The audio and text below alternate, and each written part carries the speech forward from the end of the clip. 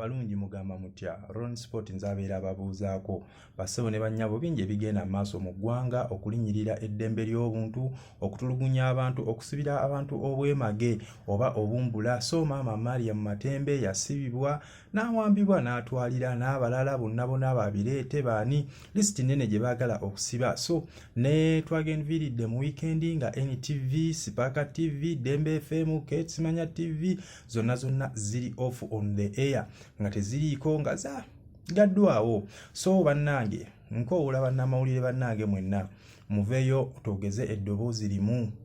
naawe gy'oli toli safe media house eyo gy'oliko social media eyo gy'oliko toli safe bannange media ziremwe kuggalwa obubbi obumenyi bw'amateeka obulyake n'obukenuzi bugenda kweyongera onfuga embi ey'amateeka egenda kweyongera gwoyinza okulowooza nti oli safe gwali eyo muganda wange naawe toli safe media house yalibadde ng'etambuliza ku ntoli za muntu omu nti anze mu mpisi zeewe ebyanga kitegeeza ne wanabba omuntu mujja gamba tetujja mugambako ne wanaabawo buli bw'enguzi wano muwade mukola ku byokulya enguzi nga media ze zibayambako poliisi weeba egenda luddawa media ze ziyamba oli okulaga nti woofiisi y'omuntu ebadde ekola media yeebeera omuleke gitunulira nga kintu kyamu tusaba ffenna tuveeyo twogeze eddoboozi ery'owamu basso ne bannyabo bannamawulire bannange kye kintu kye tubasaba NTV yaggaddwawo si NTV yekka abakozi ababaddemu nti be bavunaanyizibwa oba bikwata ku bonedda naawe omuntu ali eyo bikwatako naawe wa media endala kikwatako leero kiri wange enkya kiriwo owulira ekintu ekyo so bassebo ne bannyabo abakulu ab'amadiini muveeyo twogeze eddoboozi eryawamu bannabyabufuzi muleke kusirika mwami Balamu tukusaba oba osobola okutuukirira omwami oyo yogerako naye media house azireke oba tezirina kye zaamukola ate ziyambise okulaga nti akola ki nti akola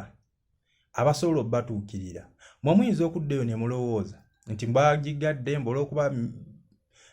NTV Daily Monitor byani ne Spark za mwami Besigye munoonyereza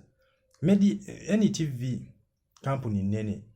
media house nnene eri buli munsi mu mawanga ag'enjawulo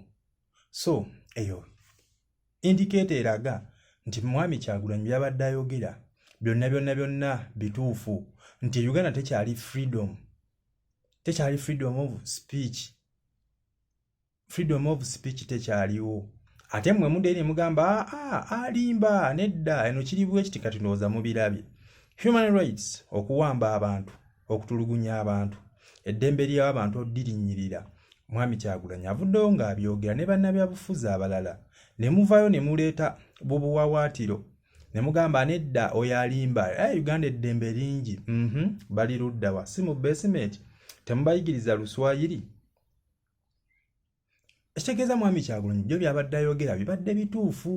so kati gavumenti mulina okuvaayo mu puluvinga abantu nti nedda ekintu kiri bwe kiti ne bwe kiti nga mutabano bonna be mwakutte media house zonna ze muggadde ne beemutiisizza nga mugamba nedda si we kiri tukimanyi mulina TV ezimu ze mwagala okuwa platform naye ndowooza yessaawa abannansi baboycottinge ebintu ebimu ebya gavumenti ne media house ez'enjawulo ezo ezitafaayo ezeesulirayo naggamba ndowooza wekisaana kubanga gw'oba omanyi waliwo wewava enswera lwaki tusooka n'otereeza ewava enswera zino enswera ne zikoma okutambula buli wamu nze ndaba kyekisinga obukulu abantu bwe ne bagana twetaaga ekkubo amalwaliro gakyukeko mba tubba ettaka lyaffe bitereeze olaba banaddamu okwogera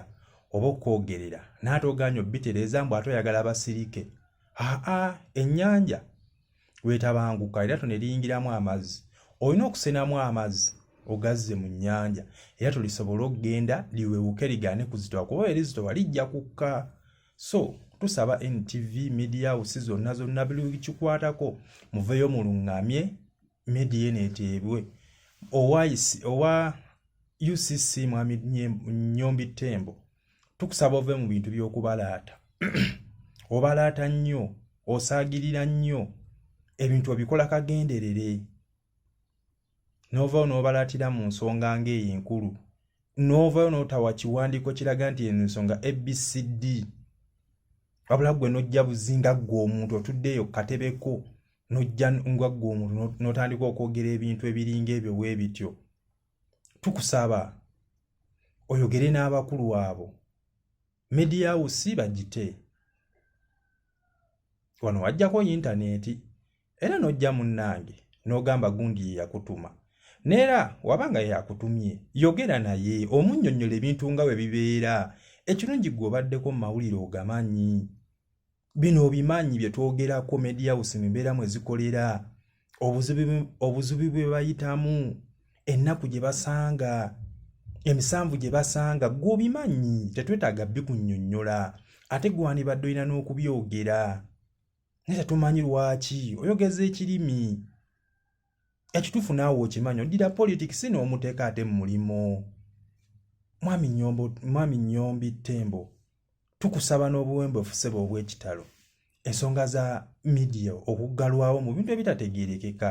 okuzishatinga down mu bintu ebitaliimu nsa,